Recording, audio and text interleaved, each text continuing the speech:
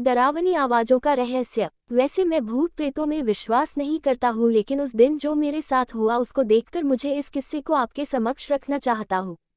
एक रात वहाँ पर हम परिवार के 5 सदस्य, मैं, मेरी दादी, चाचा, चाची और मेरा चचेरा भाई थे, और मैं सोफे पे सो रहा था और दादी से बातें कर रहा था, और चाचा, चाची और मेरा चचेरा भाई ऊपरी माले पर बने रूम में सो रहे थे।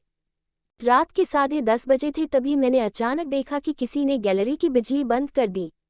जिस रूम में हम बैठे थे वो गैलरी से थोड़ा दूर था और मुझे वहां से गैलरी में कुछ नहीं दिख रहा था। यह पक्का करने के लिए मैंने अपने चचेरे भाई आकाश को आवाज़ दी और दूसरी तरफ मुझे हाँ की आवाज़ सुनाई दी। मैं चौंक गया कि वो वहां कैसे पहुंच गया, क्योंकि उस गैलरी तक सिर्फ हमारे रूम से ही जाने का रास्ता है।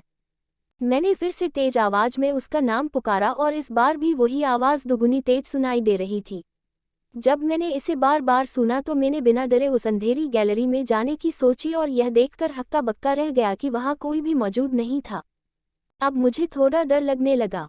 मैं जल्दी से वहां से भागा और मेरे कमरे से होते हुए आकाश के कमरे में गया और देखा कि वो तो सो रहा था।